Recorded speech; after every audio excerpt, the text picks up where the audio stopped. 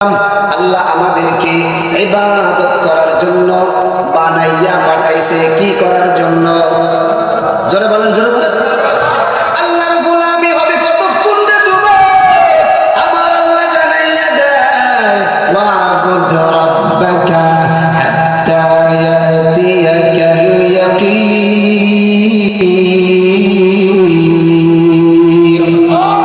এর মধ্যে প্রাণ থাকবে যতক্ষণ, ইবাদত হবে ততক্ষণ। একটু আগে আমার ভাই বললেন রমজান বছরে একবার ফরজ, হজ জীবনে একবার ফরজ, কালিমা জীবনে একবার পড়া হলো ফরজ, এবং দিলে দিলে বিশ্বাস করা। কিন্তু এই নামাজ প্রতিদিন দুইবার, কথা বলেন ঠিক কিনা? এটাও বলে ঠিক, এটাও বলে।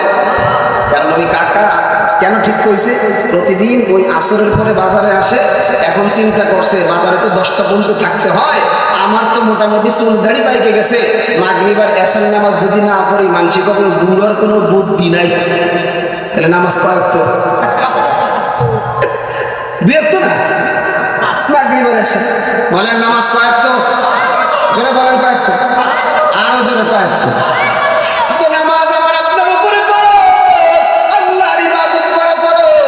কারণ এই আল্লাহ চেহারাটা নিজ হাত দিয়ে বানাইছে, চেহারার মধ্যে কিছু দামি দামি জিনিস আছে। এক নাম্বার আমার কপাল। বলেন তো এই কপালটা আল্লাহ ছাড়া কারো সামনে মাথা নত করা যাবে নি? আরো জোরে, আরো জোরে আওয়াজ দিয়া বলেন, আরো জোরে। এই চেহারার মধ্যে আরো দুইটা দামি জিনিস আছে যুবক, আমার আপনার দুইটা চক্ষু। এই চোখের বড় দাম, এই চোখের বড় দাম। এই চোখ দিয়া আল্লাহর কোরআন দেখে দেখে বড় হওয়া। এই চেহারার মধ্যে আরো একটা বড় দামি জিনিস আছে, আমার আপনার জবান। এই জবান দিয়া যদি আল্লাহ রে আল্লাহ বলে একটা ডাক দিতে পারো, আল্লাহ কমপক্ষে আমার আপনার ডাকের জবাবে কমপক্ষে 10 বার জবাব দেয়। আল্লাহু আকবার। সবাই পড়েন আল্লাহ, সবাই পড়েন আল্লাহ। এই জন্য যুবক, তাহলে বোঝা গেল দেহের মধ্যে প্রাণ থাকবে যতক্ষণ, ইবাদত হবে ততক্ষণ।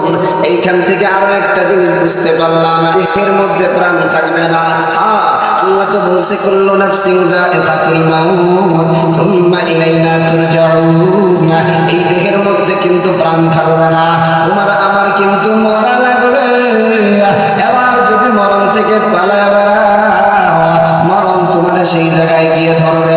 কারণ আজরাইল ঘরের ভিতর ঢোকার জন্য অনুমতি লাগে না, যেই ঘরে জানালাও নাই, যেই ঘরে দরজাও নাই, ওই ঘরে আজরাইল ঢুকতে পারে কি পারে না? এটা জোরে বলেন, পারে কি পারে না? তাহলে আমরা বুঝতে পারবো মরণ হবে। এবার মরণটা 1 মিনিট আগে বা পরে হবে না। আল্লাহ আমার জানাইয়া দেয়, ইদা জাআ আজালুহুম ফালা ইস্তাখিরুনা সাআতান ওয়া লা ইস্তাকদিমুন।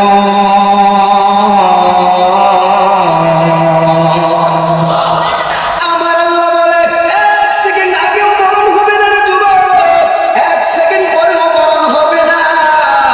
সব মানুষের প্রাণ যিনি বের করবে না আল্লাহর হুকুমে, তিনি কে? সবাই বলেন আজরাইল আলাইহিস সালাতু ওয়াস সালাম। আমার আল্লাহর কত মায়া, আমার আল্লাহর কত দয়া।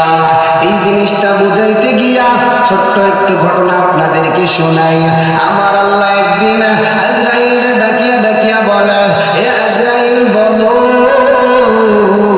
জীবনে এত মানুষের প্রাণ পাখিটা বের করছো, এই প্রাণ পাখি বের করতে তোমার কোনোদিন কষ্ট লাগছে কিনা?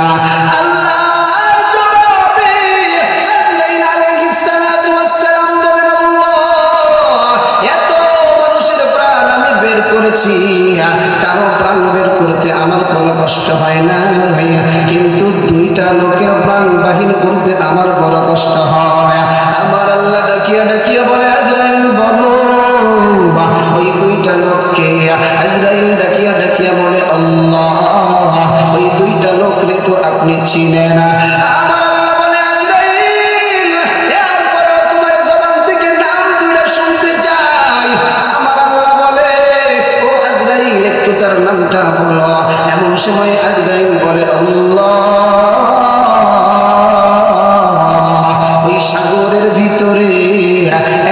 স্টিমারের ভিতরে অনেকগুলা মানুষ ছিল। তরঙ্গ, নদীর তরঙ্গ, ঝড়ের বাতাসের কারণে ওই স্টিমারটা পানির বাড়ি খাইয়ে ফাটিয়ে যায়, আস্তে আস্তে করে তক্তাগুলোও খুলিয়া যায়। এমন সময় ওই লঞ্চের মধ্যে যারা ছিল সকলে মৃত্যুবরণ করে। একজন মা,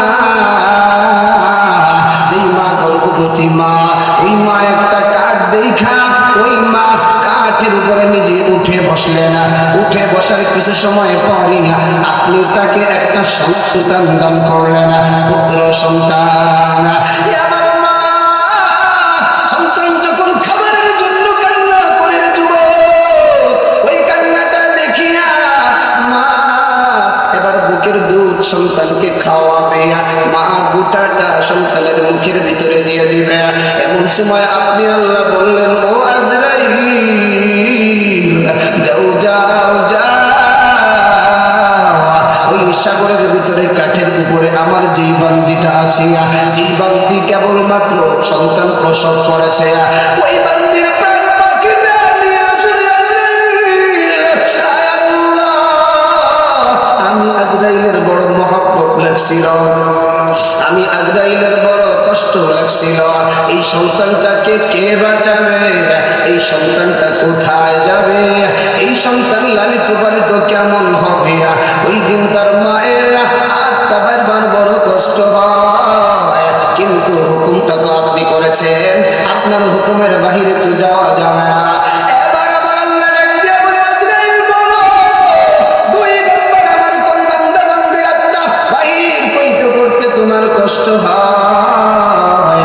এমন সময় আজরাইল ডাকিয়া ডাকিয়া বলে, আল্লাহ, আপনার আরেকজন বান্দা যার নাম হলো সাদ্দাত, সাদ্দাতরে মানুষ কালিমার দাওয়াত দেয়, সাদ্দাতরে মানুষ সাদ্দাত বলে কালিমার দাওয়াত গ্রহণ করলে কি হবে? বলে মরার পরে আল্লাহ পাক জান্নাত দিবে। সাদ্দাত এবার বলে, ওই জান্নাত আমার দরকার নাই, আমি দুনিয়ার জমিনে একটা জান্নাতের মতো ঘর বানাবো, ওই ঘরের ভিতরে আমি গিয়ে থাকবো, যত ধরনের আনন্দ আছে সব ওই ঘরের ভিতরে থাকবে। সেদিন তার ওই ঘরটা সব কিছু বানানো শেষ। সাদ্দাত যেদিন ওই ঘরটা দেখার জন্য যাবে, কেবলমাত্র ঘরের গেটে গিয়া একটা পাও সওয়ারির উপরে আর একটা পাও জমিনে, এমন সময় পেছন দিক দিয়া আমি আজরাইল সাদ্দাতরে ডাক দিয়া বলি, ও সাদ্দাত কই যাও? সাদ্দাত আমারে দেখে চিনে ফেলাইছিল। সাদ্দাত বলছিল, আজরাইল একটা বার আমার একটু সময় দাও। আমি তখন আপনি আল্লাহর ওয়ার্ডার, আমার আল্লাহ এবার বলে, ও আজরাইল এবার তুমি কানটা খাড়া করে শোনো। আজরাইল, এই যে তোমার কষ্ট, তোমার যে দুঃখ, আলাদা আলাদা 2টা মানুষের জন্য, আসলে 2টা মানুষ না, 2জনই হলো একটা মানুষ।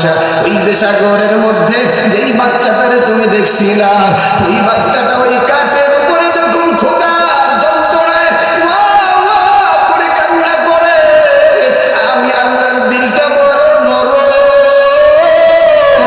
আমি আল্লাহর মনটা বড় নরম, আমি আল্লাহ তখন নদীর তরঙ্গটা বাড়ায় দিলাম, বাতাসটারে আর একটু বাড়ায় দিলাম, বাতাসকে হুকুম করিয়া বললাম, ও বাতাস নদীর কিনারে নিয়ে যাও।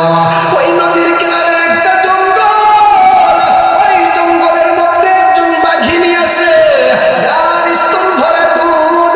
আমি আল্লাহ বাঘিনীর আওয়াজ দিয়ে দিলাম, বাঘিনী যাও যাও যাও, ওই নদীর পারে গিয়ে দেখো আমার একটা বনি আদম ক্ষুধার যন্ত্রণায় ওয়া ওয়া করে কাঁদে, তোমার দুধ পান করাইয়া আমার বনি আদমটারে ঠান্ডা করো।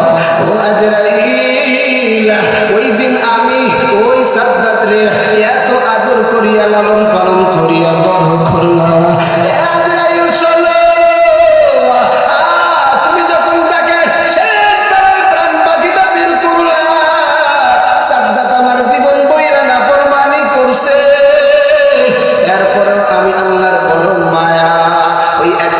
সাহাবীর উপরে আরেকটা পাও মাটিতে, ওই সময় যদি আমার আল্লাহ বলে ডাক দেয়, আর আমি আল্লাহর কাছে যদি ক্ষমা চাই, আমি আল্লাহ ওই সময় ছাত্রদের জীবনের ভুল ভ্রান্তিগুলা ক্ষমা করে দিয়া আমার রহমতের কোলে তুলে নেয়।